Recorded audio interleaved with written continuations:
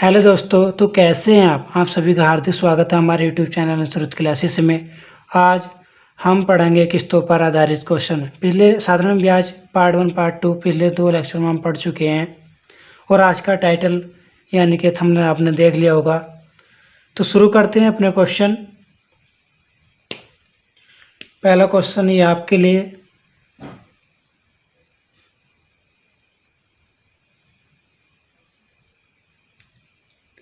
कितने वर्ष में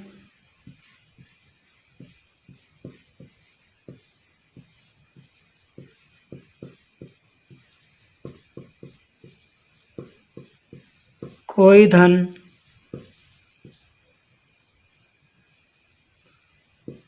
साधारण ब्याज की 10% वार्षिक दर से तिगुनी हो जाएगी। करें दोस्तों, मैंने फॉर्मूला आपको बताया था, T बराबर n-1/r इंटू 100 या गुना -1/r इंटू 100 बराबर सम है। तो दोस्तों रखियो, फॉर्मूले में मान रखो 3 गुना यानी कि n की वैल्यू 3 -1 10% अपॉन 10 इंटू 100। 3 में से 1 गए 2/10 इंटू 100, 10 से 1 0 कटा 20 वर्ष। 20 वर्षों में वह 3 गुनी हो जाएगी।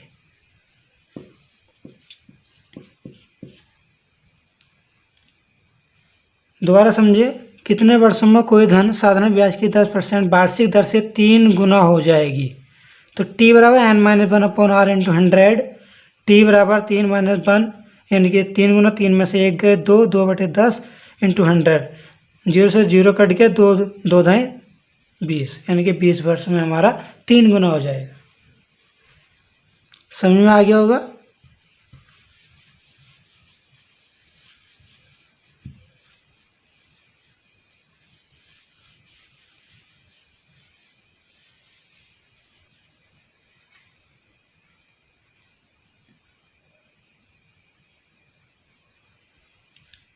करो सवाल। ब्याज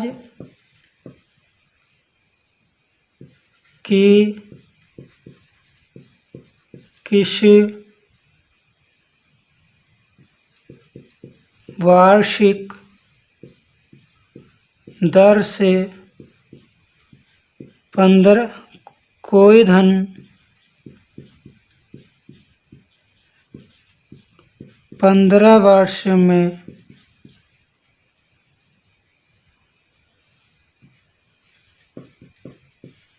2 गुना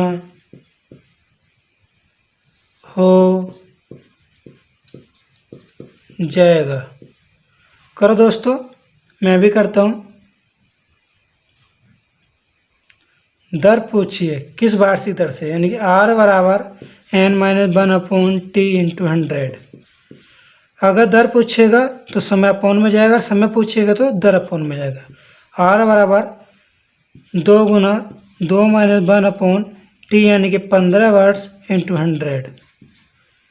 2 में से 1 गए 1/15 इंटू 100, 5 से काटेंगे 5 से 15, 5 से 20 बार कटेगा यानी कि 20/3, 3 से काटो 3 × 18, 2 बचा 2/3%।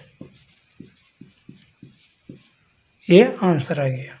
दोबारा समझें, ब्याज की किस वार्षिक दर से कोई धन 15 वर्ष में 2 गुना हो जाएगा। तो R बराबर n-1/t इंटू 100, R बराबर 2 - 1/15 गुणा 100, 2 में से 1 गए 1/15 इंटू 100, 5 से काटेंगे 5 से 15, 5 से 20 बार कटेगा, 3 से 20 को भाग करेंगे तो 3 × 18 कितना बचे 2, 2/3% आंसर। उतार लिया होगा। इसको मैं हटा देता हूँ।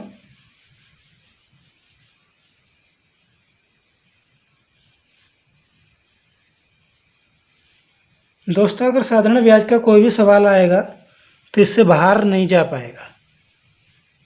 बस अपनी तैयारी को मजबूत करते रहिएगा, इसका रिवीजन करते रहिएगा जितना मैं पढ़ाता जाऊँ। करो सवाल करो, एक और सवाल लिख रहा हूँ, बहुत ज़्यादा इम्पोर्टेंट अच्छा सवाल है। 5,000 रुपये का कुछ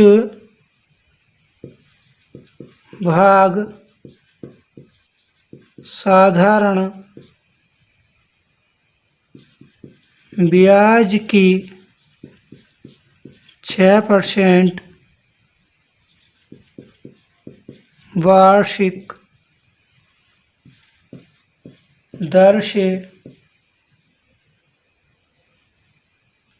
दर पर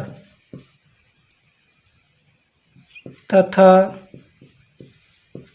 शेष भाग साधारण ब्याज की 9% वार्षिक दर पर उधार दिया गया। 1 वर्ष बाद यदि कुल ब्याज 390 रुपये हो तो दोनों दरों पर दिए गए धनों का अनुपात होगा। दोस्तों, इस सवाल को दो तरीके से कर लेंगे, एक तो मेथड से कर लेंगे और एक एलिगेशन भी लग जाएगा, यानी कि एलिगेशन मिश्रण के द्वारा भी कर सकते हैं। एलिगेशन लग जाएगा या इसे मेथड से कर लेंगे। मेथड से मान लो कुछ भाग, मेथड से देख लो, एक बार सोल्व नहीं करूँगा, बस उसका मेथड बता दूँगा कैसे करेंगे। कुछ भाग मान लो, कोई भाग x, पहला भाग x मान लिया तो दूसरा भाग 5,000 माइनस x, ठीक है। यानी कि कुछ भाग x 6% पर x गुणा 6, 1 वर्ष दे दिया 1/100 प्लस 5,000 माइनस x इंटू दर कितनी दी 9%, समय 1 वर्ष अपॉन 100 बराबर कुल ब्याज कितना 390 रुपये। बस दोस्तों, इसको सोल्व कर लेना, आंसर आ जाएगा। अब इसको एलिगेशन से करते हैं, इसको उतार लीजिए।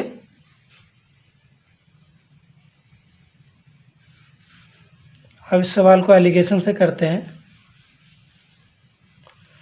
दोस्तों, एलिगेशन के लिए हमें 2 दर दे रखे हैं, तो एक हमें ओवरऑल दर निकालनी, यानी कि औसत दर निकालनी। औसत दर यानी कि औसत दर कैसे, दर का फॉर्मूला मैंने आपको बताया था, साधारण ब्याज into 100 upon P into T, यानी कि मूलधन इंटू समय।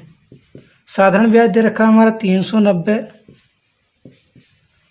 इंटू 100, मूलधन दे रखा मेरा 5,000 रुपये, समय दिया मेरा 1 वर्ष। तो दर यह आ जाएगी, यहाँ से 3 0 से 3 0 कट जाएंगे और 5 से ये कटेगा 39/5, 5 से काटो 5 सत्ते 35, कितना बचा 4, 40 हो गया, 5 अट्ठे 40%। ओवरऑल दर आ गई मेरी, यानी कि औसत दर आ गई 7.8%। अब पूछा है 6% और 9%, यानी कि लाओ 6% और 9, ओवरऑल दर कितने आ गई 7.8। लगाओ दोस्तों एलिगेशन। एलिगेशन क्या होता है कि एक वैल्यू औसत दर से कम और एक वैल्यू औसत दर से अधिक होनी चाहिए। तो 9 में से 7.8 घटाएंगे, यहाँ समझने के लिए 0 लगा लीजिए। 10 यहाँ 10 में से 8 गए 2, यहाँ कितना बचा 8, 8 में से 7 गए 1, यानी कि 1.2। 7.8 में से 6 घटाएंगे तो 1.8 बचेगा। इस पॉइंट से ये पॉइंट हटाएंगे। पॉइंट जब भी हटेगा जब भी एक के बाद पॉइंट, यहाँ भी एक के बाद। अगर मान लो ये होता 0.2 और यहाँ होता 0.08 तो अब ऐसे नहीं हटता, तो यहाँ पे भी 2 बराबर करना पड़ता, तब ये ऐसे हटता। ठीक है दोस्तों, तो काटो 6 दूनी 12, 6 ते 18, यानी कि अनुपात कितना गया P1 इंटू P2 का अनुपात पूछा था हमें 2:3।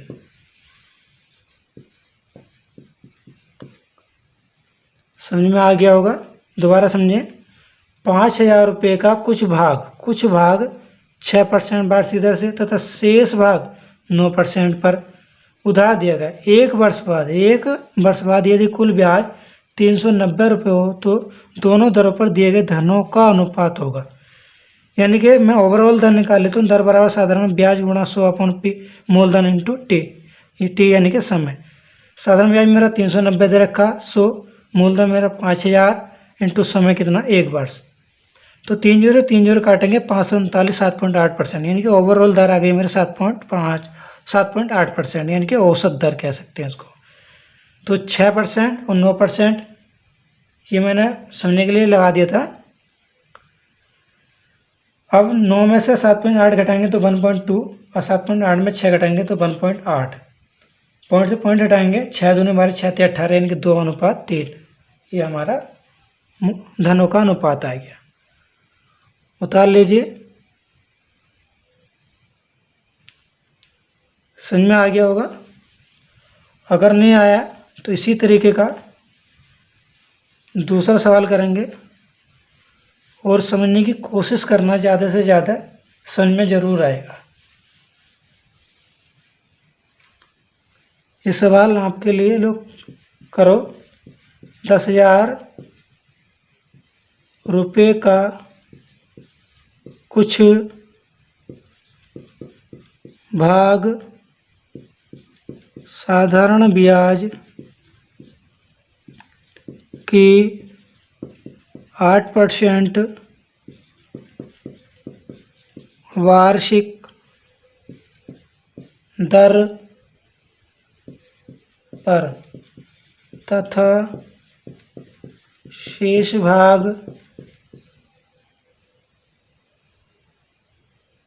10% वार्षिक दर पर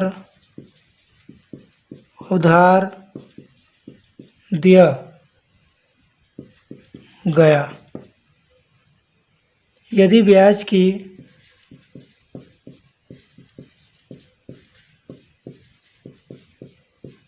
औसत दर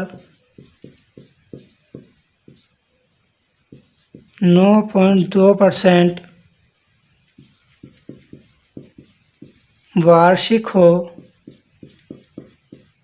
तो 8% वार्षिक दर पर दिया गया धन बताओ। करो दोस्तों। सेम जैसे पिछला क्वेश्चन कराया था, सेम ऐसे ही 8%, 10% आपको ओवरऑल दर यानी कि औसत दर दे रखी है 9.2%। लगाओ एलिगेशन। 10 में से 9.2 घटाएंगे तो 0.8 बचेगा। 9.2 में से 8 घटाएंगे तो 1.2 बचेगा। पॉइंट से पॉइंट हटाएंगे, 4 दूनी 8, 4 तिया 12, यानी कि 2:3, 5। मेरे अनुसार 5 दे कितना रखा 10,000, यानी कि 5,000 बराबर 10,000, तो 1 यूनिट बराबर कितना आएगा, 5 से 10,000 को भाग करेंगे तो 5 दूनी 10, 2,000, 1 यूनिट बराबर 2,000। तो पूछा है 8% पर, तो 2 यूनिट बराबर यहाँ 2,000 से गुणा कर देंगे कि 4,000। अगर मुझसे इस पे पूछता तो इस पे 10% पर पूछता तो 2,000 की यानी कि 6,000। 10% पर 6,000 रुपये और 8% पर 4,000 रुपये, ये हमारा आंसर हो। ठीक है दोस्तों, शायद दिख नहीं रहा होगा, 6,000। दोबारा समझें, 10,000 रुपये का कुछ भाग साधारण ब्याज की 8% वार्षिक दर पर तथा शेष भाग 10% वार्षिक दर पर उधार दिया गया। यदि ब्याज की औसत दर 9.2% वार्षिक हो तो 8% वार्षिक दर पर धन बताओ। यानी कि इस पर पूछा है धन कितना होगा। एलिगेशन लगाया 8, 10, 9.2, 10 में से 9.2 घटाएंगे। समझने के लिए यहाँ पर पॉइंट लगा लो और 0 बढ़ा लो, यानी कि ये 10 हो गया, 10 में से 2 गए 8, यहाँ 9 बचा, 9 गए 0, यानी कि 10 में से अगर 9.2 घटाएंगे तो 0.8 बचेगा, और 9.2 में से 8 घटाएंगे तो 1.2 बचेगा। पॉइंट से पॉइंट घटाएंगे, 4 से 4 दूनी 8, 4 तिया 12, यानी कि 2:3 बराबर, ये टोटल कितना होगा 5। टोटल है कितना 10,000, तो 5 बराबर 10,000, तो 1,000, 1 यूनिट बराबर आ गया 2,000। तो 2 बराबर यानी 8% पर पूछा तो 2 बराबर 4,000 के, यानी कि इसमें गुणा है को लिख लीजिए। 8% पर मूलधन कितना आ गया 4,000, ये हमारा आंसर। ठीक है दोस्तों, समझ में आ गया होगा।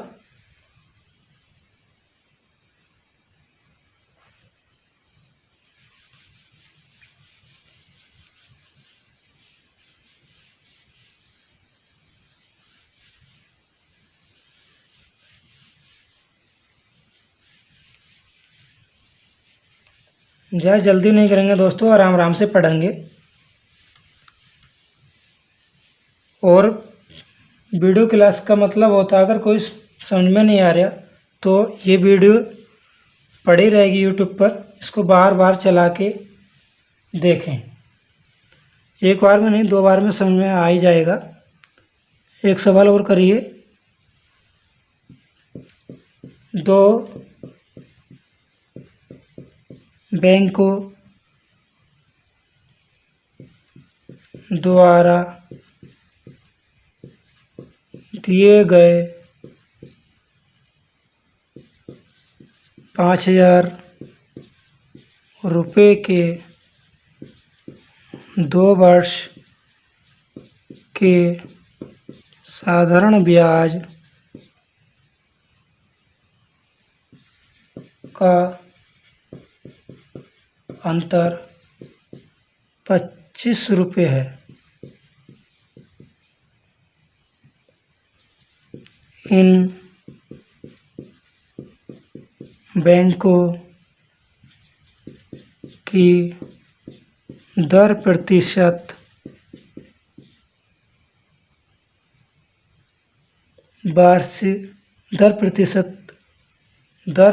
वार्षिक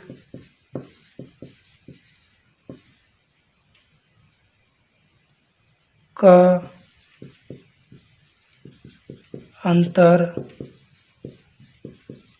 कितना होगा।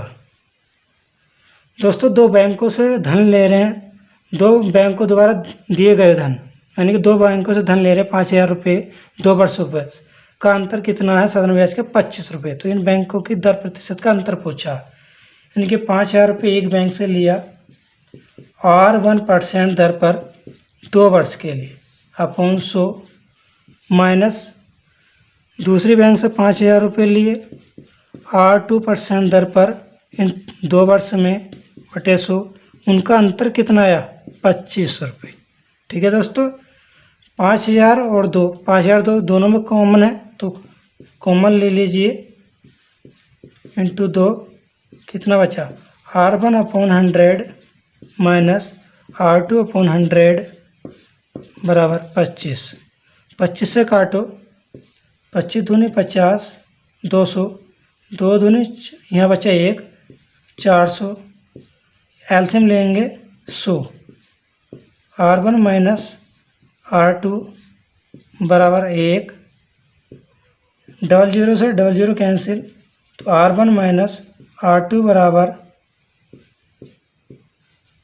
1, यानी कि R1 माइनस R2 बराबर 1/4, R1 माइनस R2 बराबर 4 से 1 को भाग करेंगे तो 0.25%। ये हमारे दर प्रतिशत का अंतर आएगी। ठीक है दोस्तों, समझो, दोबारा समझो। दो बैंक को द्वारा दिए गए 5,000 रुपये के 2 वर्ष के साधारण ब्याज का अंतर कितना? 25 रुपये। तो इन बैंकों की दर प्रतिशत का वार्षिक अंतर कितना होगा? यानी कि एक बैंक ने 5,000 रुपये लिए R1% पर 2 वर्ष के लिए, बटे 100, यानी कि मैंने फॉर्मूला बताया था SI बराबर P into R into T/100। यही फॉर्मूला लगाया दोस्तों। बस माइनस दूसरे बैंक से 5,000 रुपये R2% पर 2 वर्ष के लिए इंटू अपॉन 100 बराबर 25 का, यानी कि साधारण ब्याज का अंतर कितना आया? 25 रुपये। बस सोल्व करा है। यहाँ से 5,000 इंटू 2, 5,000 इंटू 2 यानी कि कॉमन हो रहा है, तो ये सबको कॉमन ले लेंगे, तो यहाँ बचा R1 अपॉन 100, यहाँ बचा R2 अपॉन 100 माइनस इस 25 से 5,000 को काटेंगे 200 बार, 200 दूनी 400, इनका एल्सियम लेंगे, 100 का एल्सियम 100 आएगा, R1 minus R2, double zero से डबल जीरो काटेंगे, यानी कि 4 R1 माइनस R2 बराबर 1, तो R1 यहीं रहने देंगे और 4 इसके नीचे जाएगा, इसके नीचे जाएगा, तो 1/4, 4 से 1 को भाग करेंगे 0.25%, यानी कि R दर का वार्षिक अंतर आएगा हमारा 0.2%। आंसर उतार लीजिए, समझ में आ गया होगा।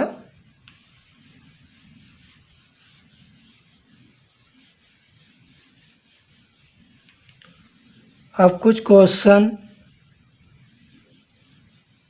किस्तों पर आधारित क्वेश्चन करेंगे अब हम।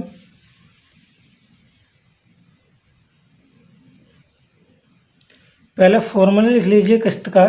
अगर किस्त निकालनी हो तब तो किस्त बराबर कुल ऋण इंटू 100, कितने भी वर्ष का दिया हो, 100 plus R plus 100 plus 2R dash 100 plus NR। R यानी कि दर, ये फॉर्मूला है बस। अब इस पर क्वेश्चन करते हैं।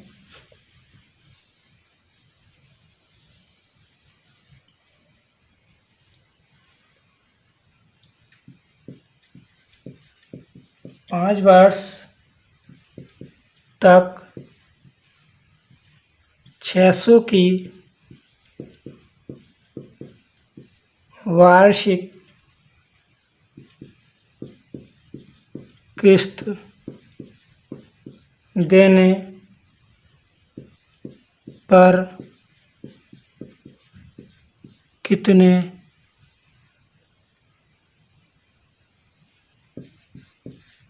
रुपए का भुगतान हो जाएगा यदि वार्षिक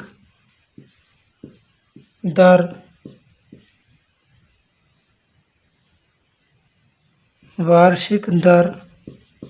5% हो। ठीक है दोस्तों, 600 रुपये की वार्षिक किस्त देने पर तो कितने रुपए का भुगतान होगा, यानी कि ऋण पूछा है। 600 रुपये की किस्त है, फॉर्मूला चलो दोबारा लिख रहा हूँ। किस्त बराबर कुल ऋण इंटू 100, 5 वर्षों तक का है तो 100 plus are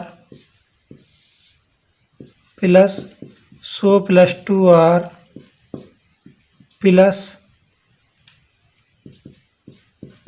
100 plus 3R plus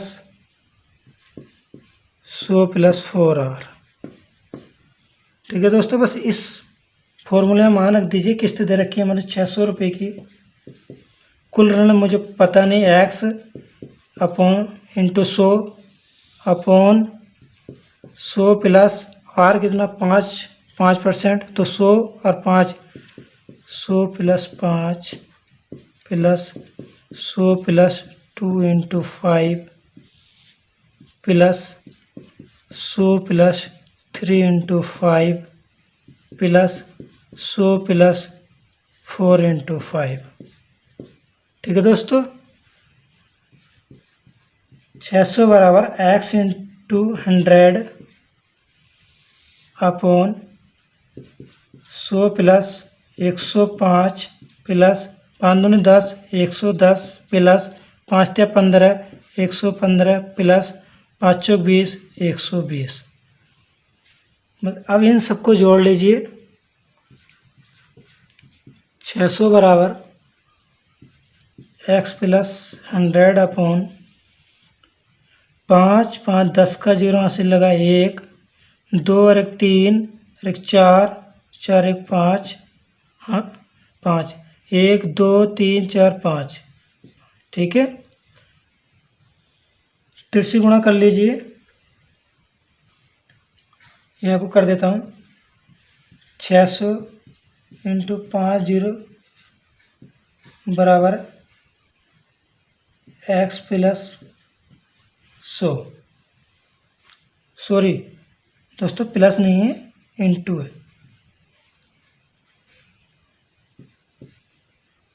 double zero से डबल जीरो काट दो। एक्स बराबर 600, 6 पंजे 30 का 0 से लगे 3, 6 पंजे 30 और 3 33। सफा तरीके से लिख देते हैं 0033। एक्स बराबर मेरा ऋण आ गया 3300 रुपये।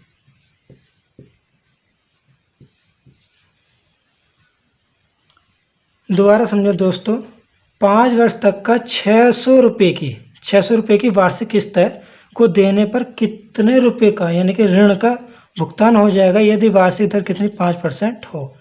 तो किस्त बराबर कुल ऋण इंटू 100 अपॉन 100 प्लस 5 वर्ष का कहे, 6 वर्ष का कहे, ऐसे ही बढ़ाते जाएंगे। 2 वर्ष का कहेंगे, 1 वर्ष का यहाँ तक, 2 वर्ष का यहाँ तक, 3 का यहाँ तक, 4 तक यहाँ तक और 5 का यहाँ तक। 6 का कहेगा तो 100 प्लस 5R। 7 का कितने का है, बस इस फॉर्मूले को ऐसे बढ़ाते जाएंगे। उतार लिया होगा दोस्तों। हाँ, सब समझाने का आता है। किस्त दे रखी 600, कुल ऋण मैंने मान लिया है एक्स इंटू 100, 100 प्लस 5 दर फिर 5 गुणा यानी कि 100 प्लस 105, 110, 115, 120। इन सबको जोड़ेंगे, ये बचा जोड़कर आएगा 550। तिरछी गुणा करेंगे तो ये आ गया 600 इंटू 550 बराबर एक्स गुणा 100। डबल जीरो काटेंगे, 5 से इसकी 550 की गुणा करेंगे तो 3300 रुपये आंसर हो जाएगा, यानी कि इतना ऋण का भुगतान हो जाएगा। अब दोस्तों इसे मेथड से समझ लीजिए। ये तो हो गया फॉर्मूला।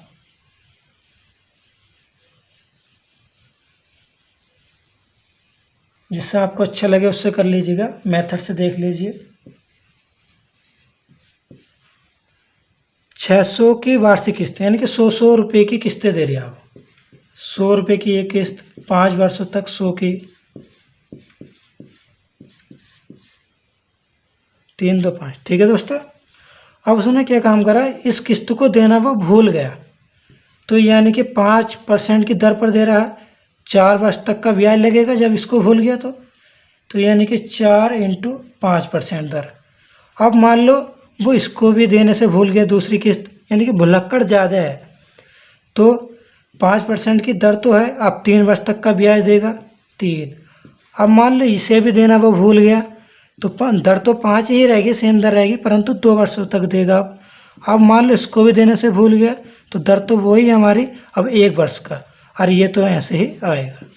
ठीक है, तो 5 चौक 20 800 120 प्लस 5 थे 15 800 115 प्लस 5 दूनी 10 800 110 प्लस 5 गुना 5 105 प्लस 100।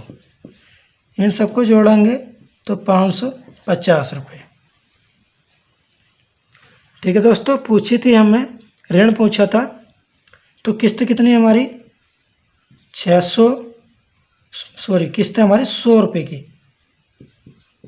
तो ऋण निकालना, तो 00 काटेंगे, ऋण कह लो इसे x मान लो, 3300 रुपये, ये हमारा आंसर आएगा। दोबारा समझिए दोस्तों मेथड को। मान लो 100 रुपये की किस्त उन्होंने 5 साल तक दी, अब 5 साल तक किस्त देनी थी। अब उसने पहली किस्त को भूल गया बाई चांस, यानी कि 5% दर पर, तो 4 वर्ष तक का ब्याज दिया उसने, यानी कि 120 रुपये।